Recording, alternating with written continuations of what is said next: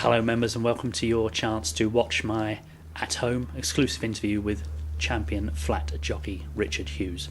He invited us into his gorgeous home in deepest Wiltshire to talk about his autobiography, A Weight Off My Mind. There it is, a good read.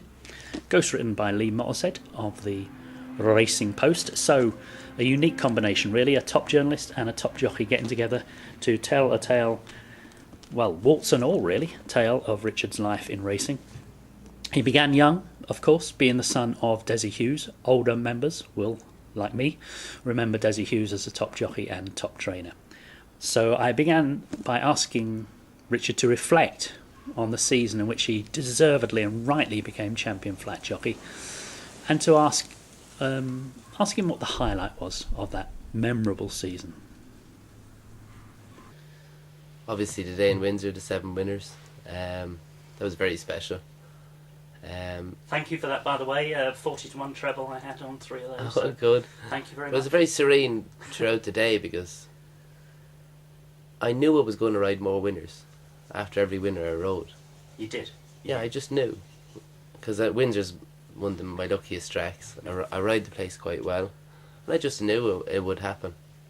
And when the 6th one got beat, all the pressure was off that I was going to go through the card. And I knew I was going to have definitely one more, maybe two, so I enjoyed it as it went along. And you say in the book about that, you brought up the Windsor thing, and somewhere in the book you talk about now you have a good record there, and you have a certain way of riding Windsor. Can you tell me what that is? Can you explain that to me?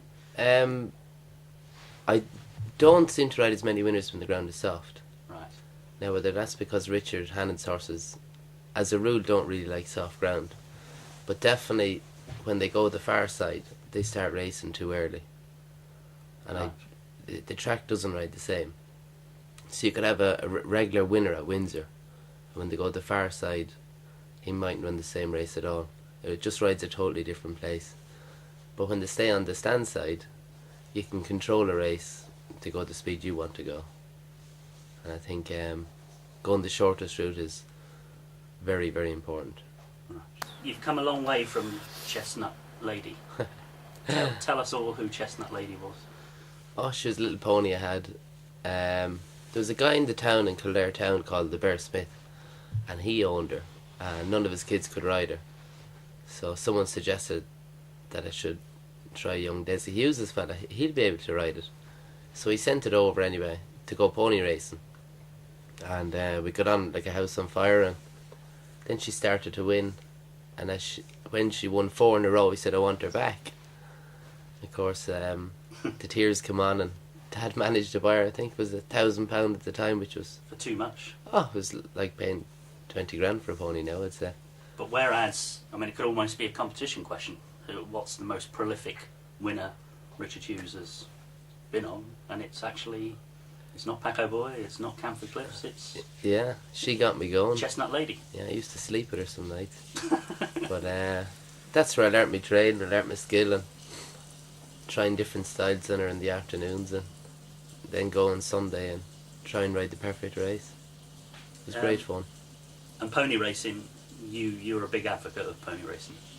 I had my first winner when I was 7, and my young fella's 5 in April. I can't believe he let me go around, because it was quite dangerous. I can believe in the book you were making money. I mean, you were making an income at what, 10 years of age? Yeah. Pony racing. Yeah. You didn't need pocket money. No, very self-supporting. If I had a good day, I'd come home with 60-80 quid. Those days were a lot of money. So now you would say, and I think you said in the book, it's happening a bit more here now in the mainland Britain. It's always been going on in Ireland, but you'd be a big thumbs up for pony racing. Oh, definitely, yeah. I just think at the moment they're running the race a bit far. Right. I've seen a mile race for 14 hands ponies around Sandown, and that's a grueler even for any horse. I think it's just too far, and because ponies like to run, and when young lads get competitive, to go very fast early. And the last 3 furlongs, they absolutely walked up the straight. I would prefer to see them run over 5, or on the more turning track. The name Desi Hughes was often spoken in my house when I was growing up. What did you learn about racing in general from your dad? Well, throughout my career, even pony racing, he was a massive help. like the most important thing, you have to find a rhythm in a race. A horse can't go faster than he's able, and the last jockey that goes for a stick usually wins. So invaluable advice. And of course, the whip thing you became attached to much later on in your career, the whip band story. But your dad really drummed into you about the use of the whip, yes? Oh, ingrained it into me, yeah. And use it late. Oh, the last jockey to go for stick usually wins. So he would say, grab them and push them and do everything you can before you actually give them a slap. And I've always believed in that. And I remember one morning when I was riding a 2-year-old and he was a bit of a playboy and I gave him a few belts behind the saddle, and Dad seen the whip marks and it wasn't pretty. He bet me around the box for about 10 minutes. And it was ingrained into me that you shouldn't be beating horses. The only time I felt a little bit funny when I was in the yard as a young fella. Yeah. The boss's son, I hated that. But I suppose that's natural. But I never felt that I had to ride more winners. Right. I wish I was as good as him around Cheltenham. That was about it. Your idol as a boy was Lester Piggott, and you say in the book about how you tried to, from an early stage, imitate his riding style. Describe to me that riding style, if you can, put it in words. Yeah, the fact that I kind of sit quite high in the saddle, that has only become because I'm quite tall and lanky. And when I was about 18, I came back from Australia. I'd grown a lot, and I had to change my style just to adapt because I was getting too tall, and the way I was riding it wouldn't have suited. So that happened by accident, but I just loved the way he rode his race. I never forget Survivor, and just arriving there in the Derby without giving him a belt. That to me was just pure class. Pinch yourself, years later, you're beating Lester Piggott in a race. Yeah, still have the photograph. Very lucky to ride again him, because he came back out of retirement, so I was very lucky and privileged. But it must have been incredible for you having you had scrapbooks on him, didn't you? As a Oh, kid, everything, videos. Yeah. But I couldn't believe how brave he was. That was the first thing that struck me, because I always had this perception of him riding around Epsom and Ascot and things like that. But when he arrived down in Killarney, one of the tightest tracks in Ireland, and some young fellow went up his inner, he nearly killed him. Just to have that grit.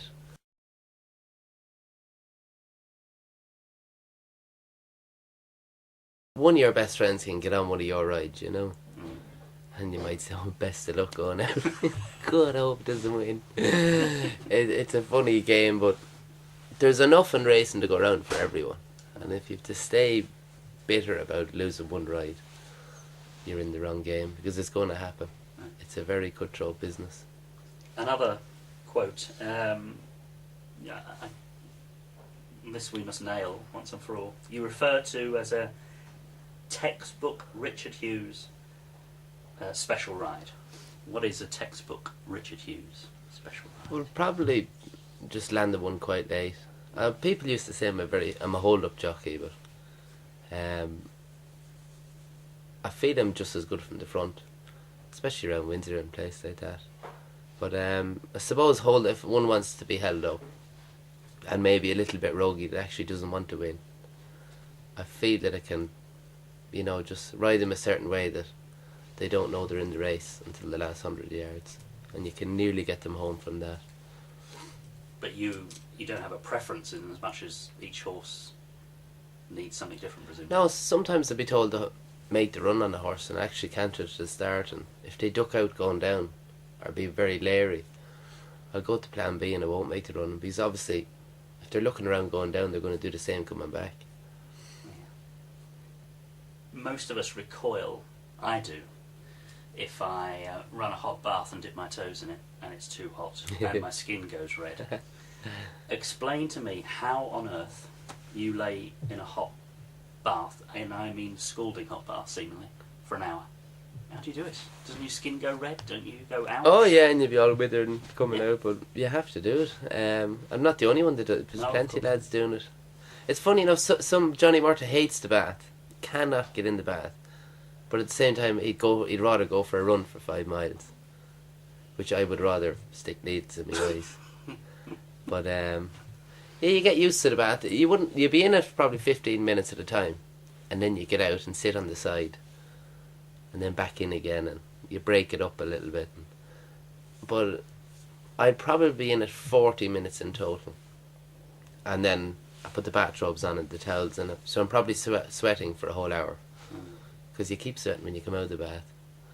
I never knew that until I read your book. Yeah. And this is all, of course, in the continuing mission to, as you, I think, talk in the book about the war you have with your body or whatever, the constant war. Is that still ongoing? I find that as a way of life, you know.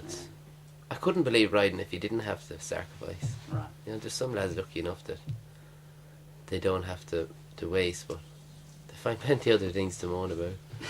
But no, it's the same as people going in on the tube every day. I couldn't do that, into London to work. You know, it's not the worst sacrifice in the world. No.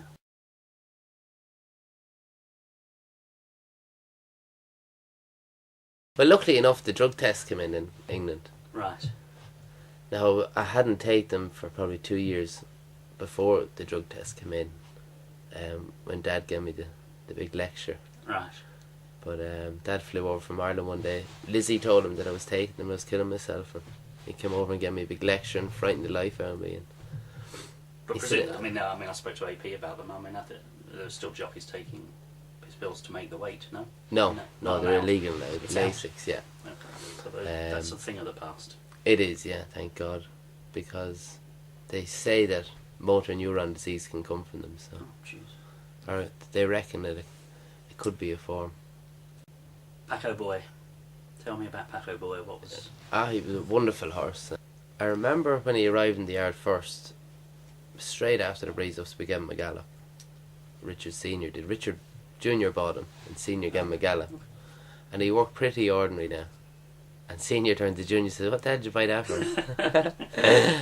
And because he worked well, Richard just laid off him for 4 months and just forgot about him, left him there, and just done the normal canters every day until he strengthened up a bit. And he ran in August in a maiden in Kempton, I think, and I got off and rode one of Brian Means' the favourites, and I managed to win, and Paco Boy flew home to be fourth, very eye catching. And he went to Newbury the next day and he won a maiden 5 or 6 lengths. And Ryan rode him that day. I rode something else, and Mercer pulled up and said, "Bloody hell, that's good." And I said, that wasn't a good maiden. I said, "That horse isn't that good." And he turned out to be a champion, but he never really done much at home. Right. And he got better and better and better. What was the highlight of Camphor Cliffs beating Goldie Cobra? Probably a Royal Ascot, yeah, with the hype involved. But he was completely the opposite. The first morning I rode him, I thought it was the best horse I've ever ridden. Right. The first morning, yeah, you judged that? Yeah, he hadn't been sold at the time. Right. And I said it to Richard, or he might have been he was sold, Robin had just bought him. Right. And Richard had another share in something else himself. And I said, "Ask Robin, can you have half share in this and give him your half share in the other one?" He said, no, I can't do that. I said, "This is the best you've ever trained." And he started laughing and drove off. Really? Yeah. Can you tell me, can you put your finger on what made you think that when you... So suppose someone driving a Ford Escort or anything every day of the week, and then they jump into a Rolls Royce. It's the very, very same feeling. He absolutely loves his horses. There's most trainers, you know, they love horses, but Henry gets a very special connection with them. And although he trains them hard enough, you know, Henrys are always fit. First time out, it might need to run. Henry Cesses don't need a run, they're fit. The gas thing about Henry, if you entered a horse at the 4-day stage, or you were looking at a race, and there was an eye-catching horse that had a run previously, finished second in a Newmarket maiden, and you'd say, well, maybe we'll dodge him and go somewhere else. No, just tunnel vision. If he's good enough, he'll win. No, it's probably a good attitude to have, is you really find out what you've got then. And so therefore, not just the racing public, but you guys in the game must have been pleased for him, re Frankel. Oh, it was brilliant for him, you know, and he trained them brilliantly. And I rode the mother, so Actually, he wasn't that easy to deal with at the start. He was very hyper. If someone else had him, he could have just went the other way. But he insists on you walking really slow to and from the gallops, and all that gets him. If you watch Henry Cecil's horses in the grade ring, how slow they walk, they're nearly in a trance. And I think only Henry could have got him as relaxed as he did. I spoke to somebody yesterday who said he didn't beat much, Frank. Well, everyone's seen Exhilaration win the mile at Ascot, and he made him look like a slow horse. I think the best thing was that when he won the mile at Ascot, at Royal Ascot, he done the last 5 quicker than the King's Stand. That's enough, you know. Lots of people have interviewed you about the page-turning chapters of your war with alcoholism. I don't particularly want to do that because I want to talk about Richard Hughes, the jockey and the man, more so. What I do want to ask you, without betraying any confidence, is obviously, as you did in days of gone by, are there still jockeys riding pissed? I wouldn't say pissed, and I've said it in my book that although I was an alcoholic, I didn't turn up, you know, drunk. But the only thing would be in my head was to get finished as quick as I could, so I could get drunk. But me having a weight problem, I had to get up every morning, take off 4 or 5 pound or more because I was drinking. So you'd be well sobered up after taking off 4 or 5 pound. But I mean, what are the rules now? Are they the same as driving a car? yeah, I think it's 16 or something you can't blow over. Right. And they come up randomly, so you never really know when they're there.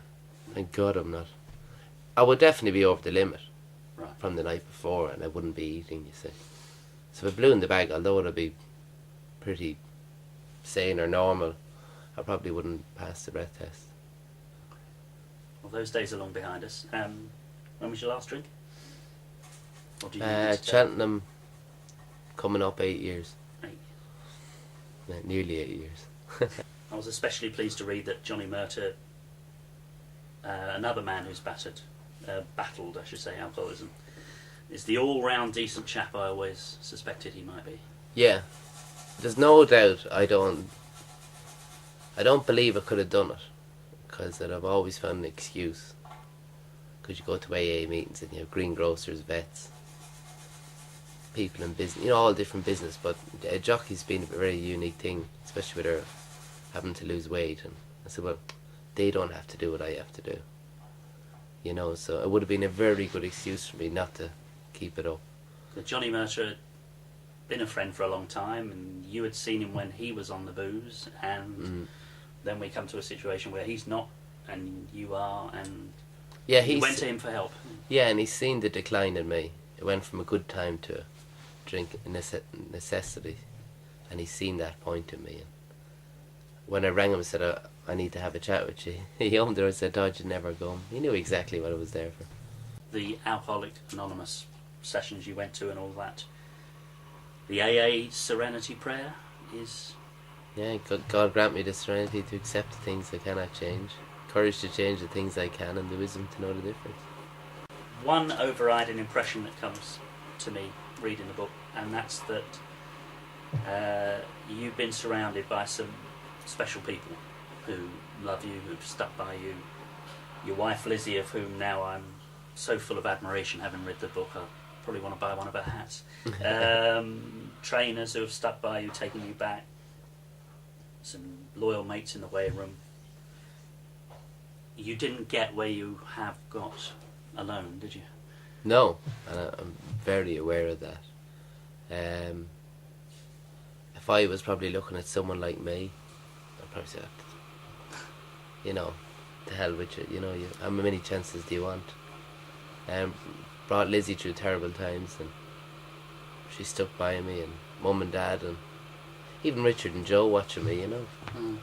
And going out with their daughter and making the Mickey, and they stuck by me too, so they must have seen some good side in me somewhere along the line. There's a caption on one of the photos of Richard Hammond Senior, where the caption is, you know, or your words are, he enjoys winning. I wish as many trainers or more trainers did enjoy winning that much. Yeah, like in Newbury when Paco won, he tears in his eyes, you know. But that's how much it means to him, you know. He absolutely loves it. And even if I go down to Brighton on a Monday afternoon and I get beat on one, and ride 3 other winners through him, I'll arrive in Tuesday morning walking around the ring and goes, what the hell were you doing on that? You know, he wants to win every race. And you're telling me some trainers don't enjoy winning? I'm sure they do, but you could just see how, you know, when it brings a man to tears, for a man that has so many winners every day, and then when he gets a really good one, how much he enjoys it. If we could sit down now with your big screen tally and watch just one race back of yours, what would it be? Over and over again. That's a good one. Rode some good winners this year. I rode a very good winner for Jamie Osborne this year. Called? What was he called? He won the international handicap, I think it was called, at Ascot, a 7 furlong race. What was he called? Can't remember off the top of my head. It's too early for me to I gave him remember a such super things. ride to win I'll anyway. find out. Right, Yeah. tell me, and that's one you'd like to see back? Yeah, he rang me, he said, this horse is made for you, hold him up, drop him out. And I set last, 4 lengths off the last horse, and came through them and won. And he hasn't won since. Or improved. Which I'm very proud of, yeah. When you're in that seat and you're seeing that, I mean, I think you talk about the exhilaration of there's nothing better than riding a fast-moving horse. It infuriates people when I drop a horse out. The main reason I drop them is because they're going too fast. 9 out of 10 handicaps over 7 furlongs, they'll be going 6 furlong pace. And the reason I ended up sitting last was, why does he have to sit last? The reason being, if you're 2 lengths near, you're in the bunch, and you have 4 horses in front of you and 4 either side of you, and maybe 1 or 2 behind you. So if the 2 horses in front of you stop, you have nowhere to go, only backwards. But if you're out the back on your own, and you're 2 lengths off the group, you can go exactly where you want to go, and you can pick them from halfway who's stopped and who's going well. And you've done your homework before you go, so you know your dangers. And if your danger on the right is gone, then you start looking, well, where else can I look? Oh, there's Spencer on the left, and you try and get into his slipstream. And then they open the gaps for you, you know. So there's a reason you sit last, and Jamie does it as well. Yeah. But the reason being is that you have much more options at a vital stage of the race. And you see a gap, and how many seconds do you have to go for that gap? Well, you don't think about it. It's a reaction. At what speed? Well, they open and they close, you know. So. And you're going at what speed? I suppose 35 miles an hour. Yeah. But it's brilliant. There's nothing better when you're going well and there's guys beside you dropping back. And you know you're going to win and you're 10 lengths off the leader. And you know? Oh, you know. Because you don't even have to quicken, you just have to wait till they stop. But I enjoy that.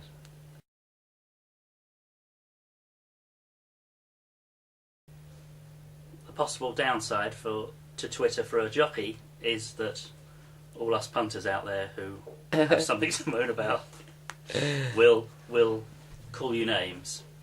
How on earth does a jockey switch off from some of the stuff you see on Twitter alleging this, that and the other? Yeah. It was actually McCoy on the train one day. We're coming back, I think we went to London about the whip thing. And he came back and he said, I'll tweet it. And I thought, what are you on about tweet? I hadn't a clue what he was on about. So he introduced me to Twitter. And got going, he said, all I tell you, he says, don't be tipping horses on it. Not, no. He said, it's not worth the hassle you get. And I enjoy it, and I meet old friends and that. You know, from Australia, Rodney Griffiths texts me, well done on your 7 winners, haven't seen you in ages. But things like that. And you do get abuse now and again, which you have to. Do you read it? Or do you just skip through it? Some days I do. When I was in America, Sky Lantern didn't get a run. Lizzie said, don't turn on your Twitter. Or you probably will jump off the building.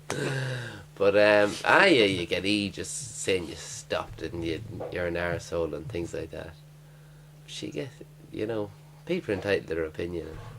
Yeah. Sometimes I reply to wind them up Do you? and go, ha ha ha, you know. Or did you stop that? And then you write back, of course I did, just to annoy them. It's just that I was told this morning that the AP had blocked a regular punter on Twitter who had kept saying that, you know, he always lost. AP always lost on odds-on shots, so just don't touch him. Now, an AP's blocked this person, and I couldn't believe, you know, obviously I don't know him anything like you know AP.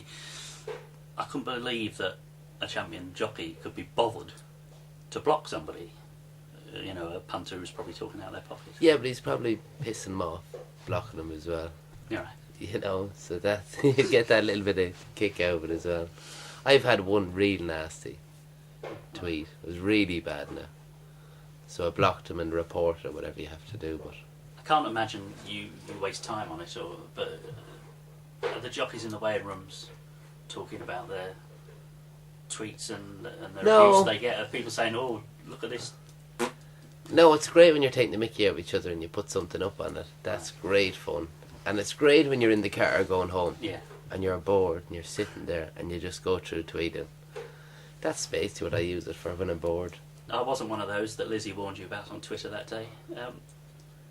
I don't normally bet on horse racing overseas because I don't know enough about the others, some of the Right, others yeah. in the racing, so I tend to avoid it. When you tweeted about how happy you were with the draw for Sky Lantern, Yeah. you tempted me in, dear boy. What went wrong with Sky Lantern? Just couldn't get a run. I've analysed the race, and if I was to ride her, I'd probably much do the same again and hope for the split. I wasn't going out to America to sit 3 wide and say, oh, I didn't do anything wrong. She wasn't good enough. You know, very hard to win in America when you're going wide. And that's why the draw is so important. So I was in the rail, I was in behind probably 3 or 4 horses. And it just didn't open up. I had to go a slingshot to get out off the last bend. And when I came out, the horse knocked me back in. I reckon I was off the ground. 'Cause normally I move 2 horses to come out at an angle to hit the other horse, to make room. And when I made contact with him, I reckon I must have been off the ground. Because I went flying back in. It was like giving someone a shoulder and rub you and you come off the worst. But I reckon she was off the ground. And when he pushed me back in, there was 4 horses in a row, and there wasn't 2 inches of daylight between the 4 of them. And then I just stuck there. What can you do? And Ryan went around exactly the same position on George Vancouver, and it opened up lovely for him. But that's racing, and if I was to dwell on it, I'd be wasting my time, you know. It's over, just get on with it. I'm sorry for everyone that backed him. I let you go. Yeah, I but the accept owners, your like I was distraught. I'm so sorry, you know, because it's annoying because she was so well going out, Right. and we made the right decision. We made the plan in August, and the lads going out all excited. So I felt that I let them down, but at the same time, if you're unlucky, you're unlucky. You know, there's not much you can do about it. But in Churchill, I just found that when they swung for home, it's an even tighter bend, and the bend throws them a little bit to open them up. And Santa Anita, it rides so well and it turns so well that no one, you know, there's not many holes made because of that. And Ryan's a good friend, and you share the agent and everything. And obviously, we had this situation at the end of the flat season this season where he gave up one of his rides for you Yeah. that night or whatever. We're all different, whatever job we do. Ryan, he just doesn't do the media, does he? Really, he just doesn't come across as. No, he just doesn't like it. You know, and why should he? I mean, my attitude, Yeah. my response to this, when people grumble about Ryan Moore and misrule and this, that, and the other, is he's there to ride winners. He's there to ride horses. He's not there to be a media lovey. yeah, and the punters when they're backing him, I'm sure they're not complaining when they're watching him inside the 2-pole. Oh, he doesn't do media. He just wants to ride his horses, get on with his job. And people would beg someone to be like that. Especially if I was his boss, brilliant. All he has in his head is riding horses. I do my interviews and my bit, And you're more comfortable with it now, aren't you? yeah, I'm comfortable and I feel that, you know, it helps a little bit. But presumably you and Ryan will be up against each other again next season, and Oh yeah, the gloves are off. He'll do the riding, I'll do the talking. And you alluded to there, it's in your epilogue, and I was struck by, there's no doubt in your mind, Richard Hughes' mind, what you're going to do when you finish as a jockey. Yeah, I'm going to train. Can't wait. I don't want to give up riding when people are saying he's gone, you know, or he's past it. I'm going to try and go out with him on top, preferably 4 or 5 years. But I don't want the public to retire me, or someone else to retire me. I'd give up when I think it's... How I always do you know? felt Pat Edgery gave up too young. Right. I don't think Pat really wanted to give up. It was the pressure year on year. Are you going to give up this year? Is it next year? Right. And I think he kind of actually ended up believing them in the end. Surely this means you're going to be in training opposition with your brother-in-law. Yeah, no doubt. I've learnt my trade in Hammond, so... That could be fun. Yeah, and I've been to Australia, I've been to India and America. Took a little bit out of everywhere, but all those little things would be based around what I learnt off Richard Hughes. What's one thing don't we punters fully appreciate about racing or being a jockey, about the job of being a jockey? What don't we, because we're never going to ride, you know, I'm never going to, what don't we get? Yeah, sure, we all know watching race now, what's he doing there, or why did he ride it that way? We do get instructions, you know, and people that own the horses, like you might say, sure, I'll make the running today, will I? And they said, oh no, we don't want you to make the run today, we want you to drop it in. Like, they're paying 1,500 quid a month for that horse. And you have to respect that if that's what they want, that's what you have to do. And it might be the wrong thing, Yeah. but at least give it a go once for them. They own the horse. So you might be being abused there. And, you know, you're riding for the owners, you're not riding for the punters. Although the punters are on you, and you're still trying to win, but the first man you have to look after is the man that owns the horse. And the other annoying thing is, when you're in a race and they're going slow, and you read the paper going out and it reads like they're going to go quick. Right. And you do your homework and your form, and they jump out and they go flat to the boards for a furlong. So you've slid it back a little bit, and next minute to put the brakes on, and you're sitting about 8th or 9th and they're not going very fast. And people say, they weren't going quick. You know they're not going quick, which there's nothing you can do when you've 4 horses around you. You know they're not going fast. You know, it's just as if you're just going to jump up and go past them all. Like, we do know when we're in the wrong place. People think that we don't know, especially on the television. Oh, he's definitely in the wrong place. We do know that when we're going along. We like to put up a little flag, I know. I asked AP what the most, to give a, obviously not talking about horses specifically, a tip to punters that's something that we don't see, we don't get. Now I asked him if the ground conditions was the most important factor in racing, and he said no, it's not the most important factor, it's one of. You know, trainer's form isn't the most important factor, because one day the trainer's going to be out of form and you don't know what day they... Can you open my mind? Can you switch a light on in my head, or even if it's about a specific course or something that would help me make back my money you lost me on Sky Lantern? I would look at, on a busy Saturday, where the big boys are going, because you can only go to one meeting. Right. If you've Haydock, Newbury, we'll say Sandown and Chepstow, you can only go to one place, and you can get, on a Saturday, you can get 5 or 6 good rides at any place. So you look to see which meet. He's definitely going for one. You base your rides around one horse to start with. Right.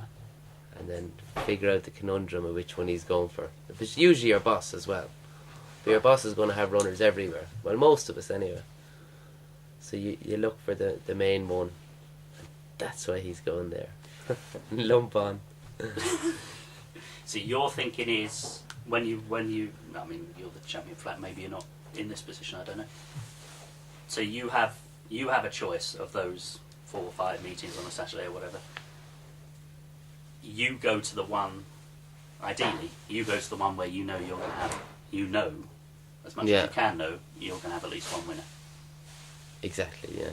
Or you, some days now, if the lock hinge was on her, you'd run it. Obviously. You have to go to that meet. obviously, yeah. But on a regular day, Friday's quite a busy day now. There's loads of meetings every Friday. Look closely. Why is he going there and not there? And especially relative to home. Relative to where you are. Yeah, and like So if Salisbury could be on, and why the hell is he going to Warwick? Right. Which wouldn't happen that often, but it does now and again. Thank you for that. The clues are there, as they say.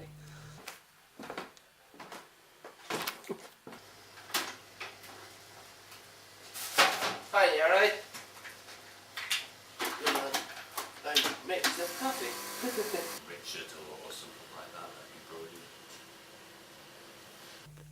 I'd love to retain my title. And then, I think it's important that you give it a good go to retain it. And after that, I'm not worried who's champion jockey, but next year it's a big year and an important year for me, I feel. And I want to ride 200 winners. If I can do it, I don't know, but there was definitely 10 weeks of the season last year. Well, the first 5 I didn't ride, and the last 5 I was only going when I had to go. Some punters got on you when you had the ban and everything. Yeah. Your price went out big to be champion. Some See, were they bold didn't- and got on. Yeah, they probably looked at the stats, and I knew I wouldn't get too far back. The only one that could get away was Ryan. And then when he had his fall. No, but when I came back, he was only 20 in front of me. Right. And that's nothing. That's a good week. To bring it back to within single figures, Yeah. and then that's nothing with 6 months ahead. Happy days for Hughesy. Very happy, and I do know how lucky I am. I've spent the days wishing I could get on those rides and beating myself up over why couldn't I get on them. I wasn't bloody working hard enough. That's why I wasn't getting on them. But that's all different now. Different now. I work hard and get rewarded. But you've earned it. People. Yeah, I've earned it out. You've put in your shift, whether it's in Ireland, whether it's in the UK. You've done your. Yeah, I spent long enough, where most of my, well, up until the last 7 years, playing at the game, thinking the game owed me something because I had a bit of talent, but not actually working, half working and thinking I should be getting everything. But now I work an honest, hard, good honest day's work, and it's paying off. Indeed it has. Congratulations. Cheers. And thank you for your time. Thank you. Thank you, dear boy. Cheers.